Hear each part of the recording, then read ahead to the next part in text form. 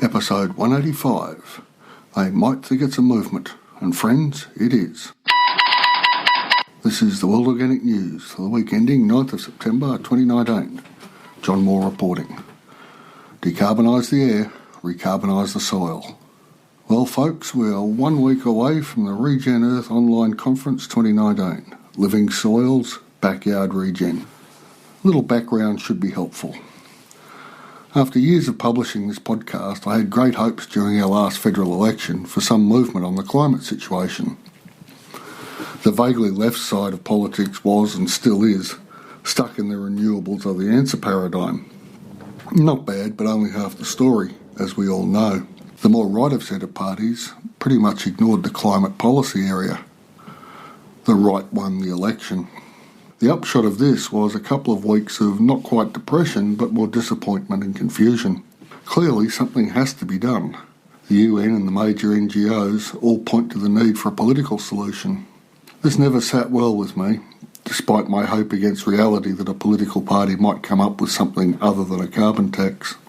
My problem with a carbon tax is it places the costs on the poorest and allows the equity traders, who must take some responsibility for our current situation, to continue to profit from, in inverted commas, fixing the situation. Combine this with the obvious solution of renewables and pumped hydro to decarbonise the energy system, and this solution is being driven by price signals. Most houses in Australia now have some sort of solar PV, and pumped hydro systems linked to wind and solar are being approved at a great rate of knots. Carbon tax unnecessary. A need to suck carbon out of the air still exists, even if we stop putting any more into the air today. The other issue I have with the large lobby groups is that they scream we all have to change how we live to save the planet, as they jet off to yet another self-congratulatory talk fest.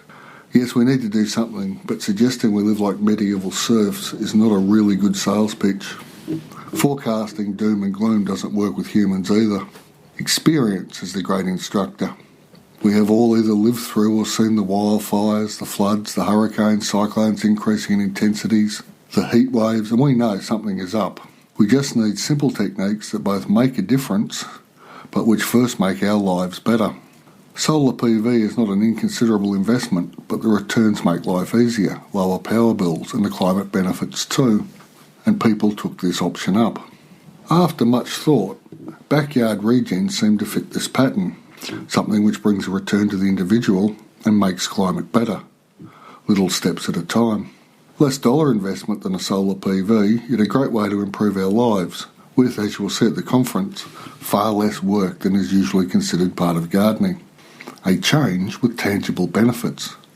Regenerative techniques, as I have banged on about for years on this podcast, are our best hope, but no one in the political classes seems to be championing them. A bit like a frustrated parent, the thought, I'll just do it myself, popped into my head. Following a production meeting with Rich for our another podcast, Permaculture Plus, we bounced a few thoughts around.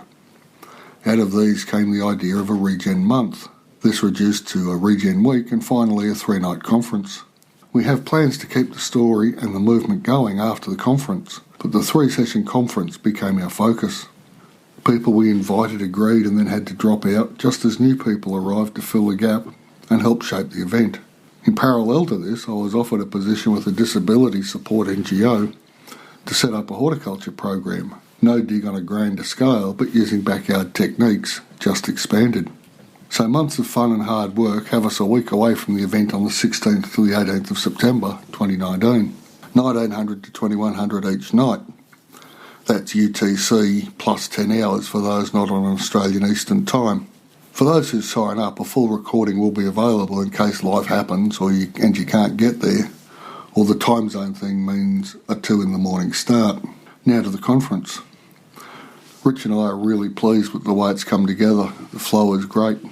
Night 1 sets the stage. Why Regen Matters with Liz Bastian, our opening keynote speaker, followed by Catherine Lockley explaining the importance of local food beyond the usual food pyramid thinking. And then we conclude our first night with Stephen Alton, soil evangelist. Night 2 begins with my presentation on a no-dig garden, followed by B. Ryan on ways to create a backyard biodynamic garden, a different approach and one worth thinking about. Then we finish off night 2 with Dan Hatfield on building a compost pile. This presentation is one of the best I've ever seen on the art and science of this soil creation process. Night 3 kicks off with Kate Willoughby on the gentle art of integrating chickens into backyard gardens. Meg McGowan follows, covering the principles of setting up a backyard permaculture garden. And then night 3 in the conference concludes with Rich and I bringing it all together, answering any questions that have come up over the previous nights and where to next for the movement. I'm sure you'll find the event of great value and enormous fun too. This is our chance to start turning suburbia into a giant carbon sink, and you get carrots too, or strawberries, or nuts, or eggs, or whatever your favourite thing to eat fresh is. And all this is available for just 67 Australian dollars. Click on the only link in today's show notes, and together we can decarbonise the air, recarbonise the soil. Thanks for listening, and I'll be back next week.